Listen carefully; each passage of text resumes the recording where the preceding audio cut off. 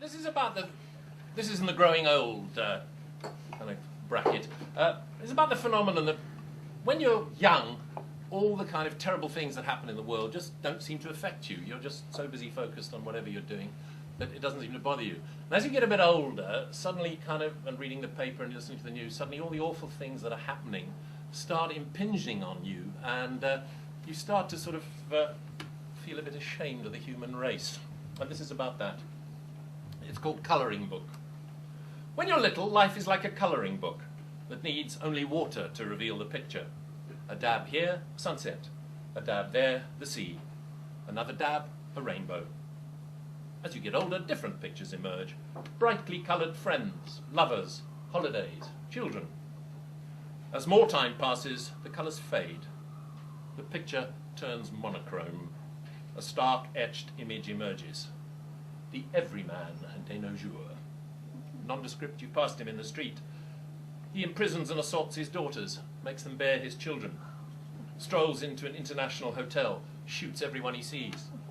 Attacks old women in their homes, stabs children in their schools.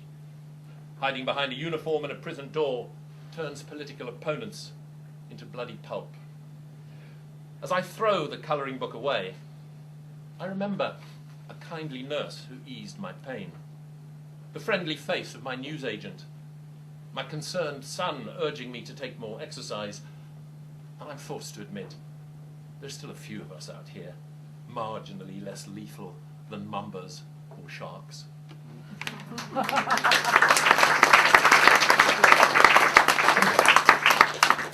This one's called Trust. Today we put our lives in other people's hands. You entrusted yours to a surgeon. I put my faith in a pilot. We both came through. Well, I know you did. I'm writing this on the plane.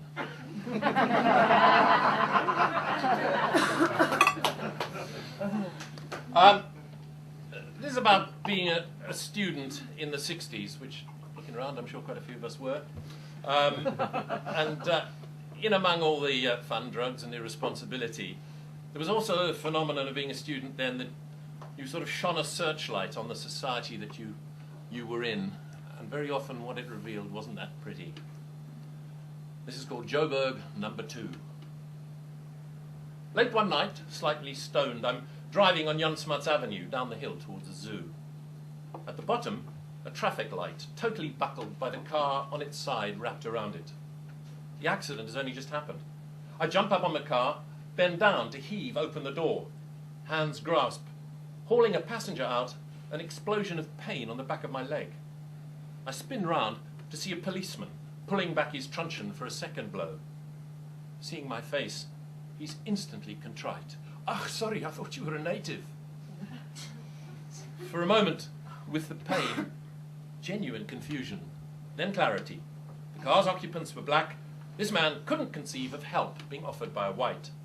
And a black helper would have been assaulted for his trouble. Around this time, I start pricing fares to London.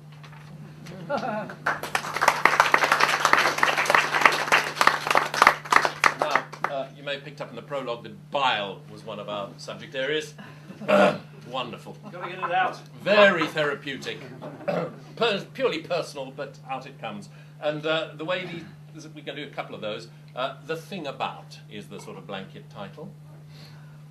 The thing about Alex Ferguson is not that he's arrogant, unpleasant, and ruthless. It's that close-ups of his fat, florid face, contorted with the effort of chewing, make me want to throw up. That's not right when I just want to watch the footy.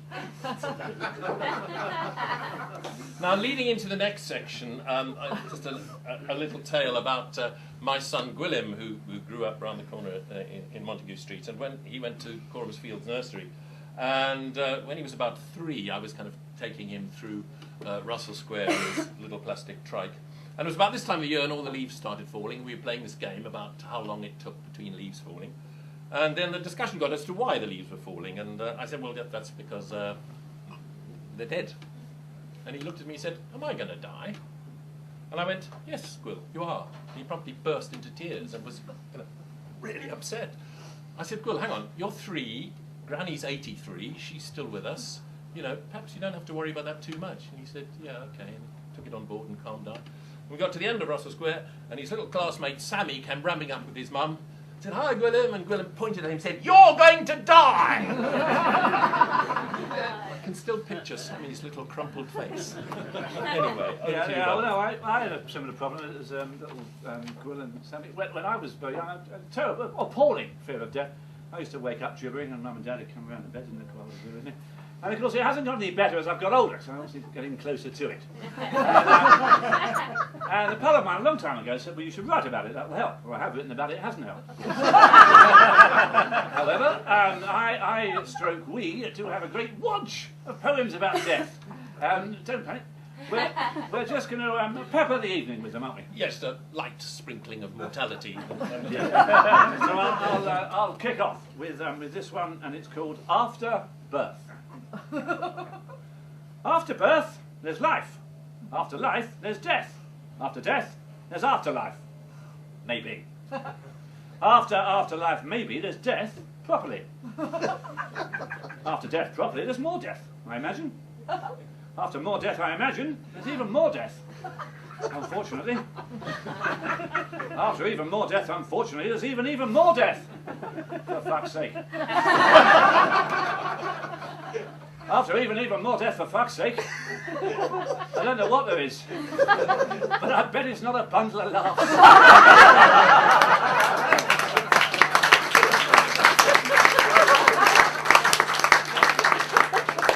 Moving on to unemployment. Unemployment. Similar to death. It's very popular in our line of work. We're both actors. And it's occurred to me, actually, if actors could put all their periods of unemployment on their CV, their curriculum visa, in a way they'd never be out of work, would they? It's a thought, not a very good one. But, anyway, I've got this little triptych of poems about the joys of unemployment. I thought I'd share it with you.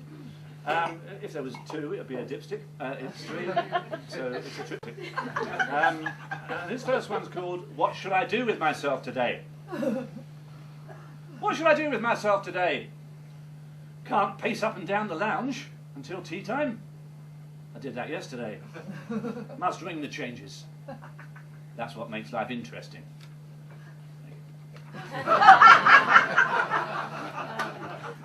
This is called What I Did With Myself Today. I sat on the sofa and panicked. Tried on my Panama hat. Nearly put the Hoover round. That was pretty much that.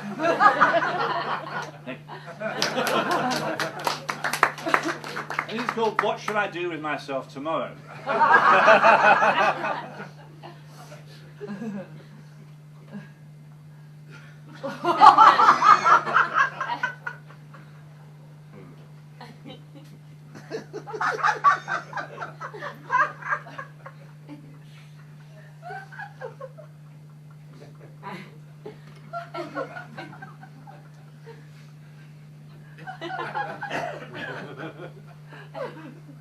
Thank you.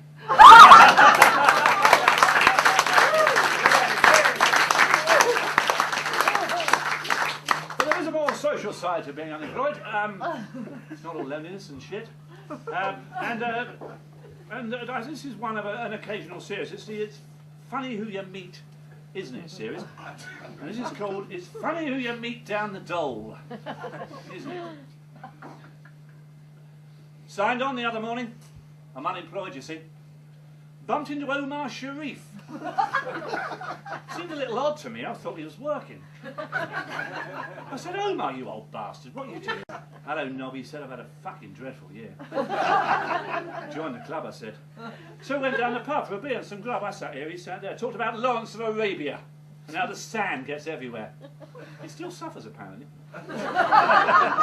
Then, it was Dr. Bleeding Zhivago. Don't half go on, Omar. Chilblains and Julie Christie and fucking Rod Steiger. Couldn't get him out of the bar. He likes his pint of bitter as well. Time for home, Omar, I said. The pyramids, the Nile, they beckon. I want another pint of IPA, he said. How much is that, do you reckon? A bit of loose change, all he had, very sad. So I got him one more, he passed out on the floor, spit and chewed sarnie all down the Armani. Bloody Omar! I was really pissed off, actually. He'd gone too far, become a chore. My nerve endings were raw, as it happens.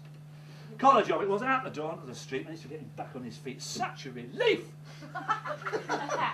So there we were, me and Omar Sharif, covered in shit. It's funny when you meet down the door, isn't it?